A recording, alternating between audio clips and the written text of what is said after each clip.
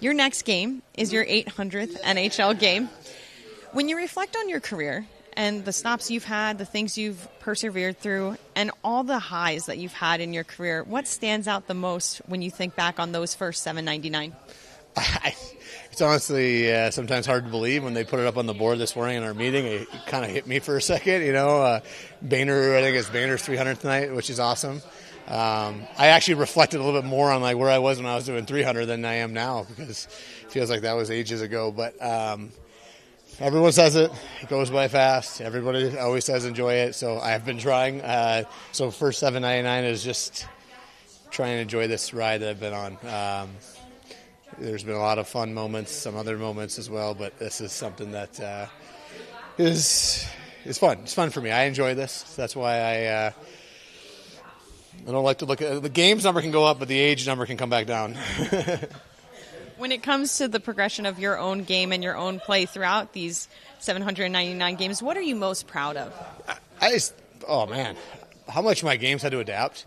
First coming to the league, feel like I was like a fast skill guy, and now I like getting into the muck, like nice and greasy, grimy game, move pucks, and just being okay with, as some defensemen have told me in the past, like just playing the game the way it's meant to be played, right? Like you don't have to overdo yourself every night to be a good defenseman in this league. You can be a very smart, steady guy, and for me, that's what I try and be now as a player, and also try and bring some fun away from the rink as we're off the ice as well.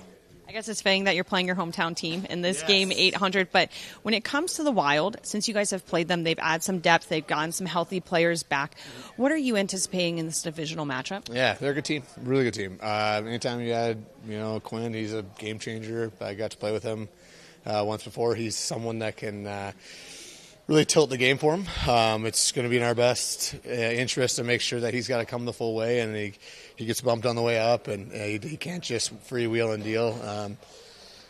Someone asked me that question the other day, and I said, listen, if he does it on the Olympic stage, I don't feel as bad, as a player, as a guy that plays in the same league. So, but no, they're a really good team. We have 2 more games here at home before a big road trip, so I want us to put a really good effort here in tonight.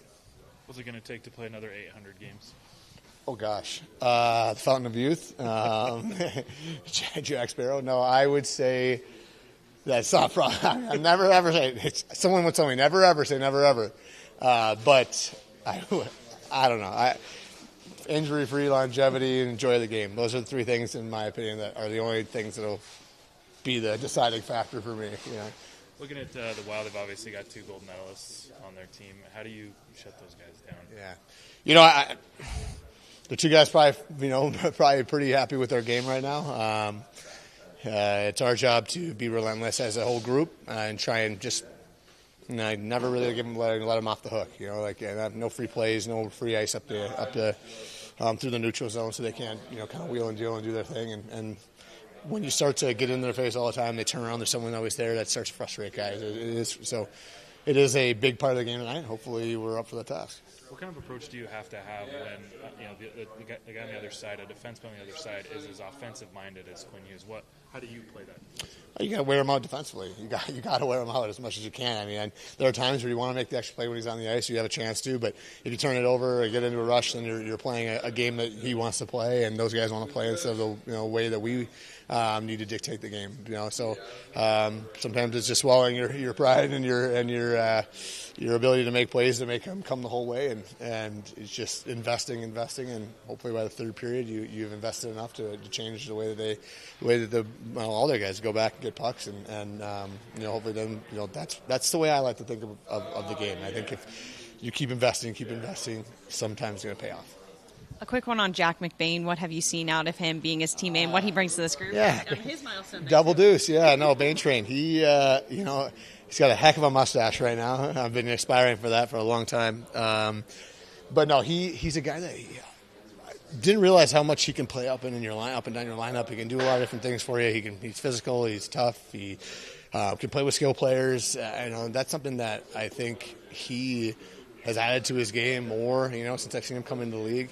And that's something that you can only ask for young players. You say, hey, listen, you still know what you are and what you're good at. Continue to do that. Now let's add another layer to your game. And I'm excited to see what he is going to do. We talk about the next 800. We talk about the next, segment for him. I think there's a lot of room for him to continue to grow, and I'm excited to watch it. Who has the best mustache on the team? It's Jack. Although Krauser's got a heck of a Fu Manchu.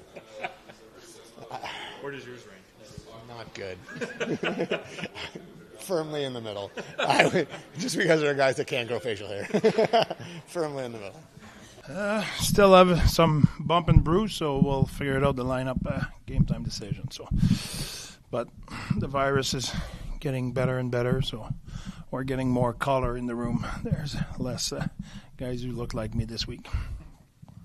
When it comes to asserting their own game, what are the elements you want to see your team execute tonight against the Wild? Well, we want to apply a lot of pressure. I talk about our identity after the game. I talked to you yesterday about that. That's what we expect. It's a team who makes a lot of plays. They're excellent with the puck. Obviously, their defensemen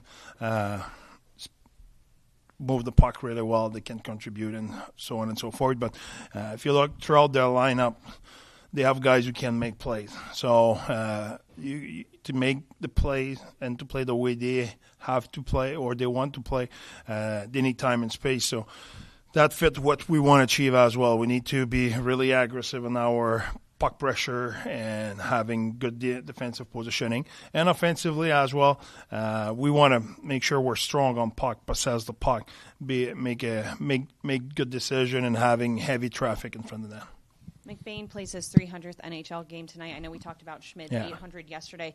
With McBain, something Schmidt was talking about is how he's added levels to his game and his versatility. Yeah. How have you seen him develop those areas of his game? Yeah, I think if you look Boehner in the last 2-3 years, I think he grew his game. I think playing with Cools and Gunner is a proof of that. I think a little bit like Schmidt, there's a difference between 300 and 800. There's still room. I think Boehner is getting better every day. He needs to prove he's capable of doing that kind of a job on a consistent base with those guys, but he's a really good player for us. What does Quinn Hughes add to the Wild, and how do you shut a player like that down? Well, I never say you shut down those kind of animal. You don't go against top player in the world and pretend I will shut them down. I think you need to contain him. I think you need to make it hard on them. I think he's the kind of guy. If you have separation with him, it's really tough to close on him because he's so shifty and change direction. So you need to be as tight as possible, have close coverage, be on him or above him, not trying to go through him all the time because he's so shifty, he's so tough to play against. And what those guys do really good, what this guy do really good, he find options. So even if you're as hard as you want to be on him, if the guys behind you, the layers behind you, they don't have good coverage, he will find the open guys.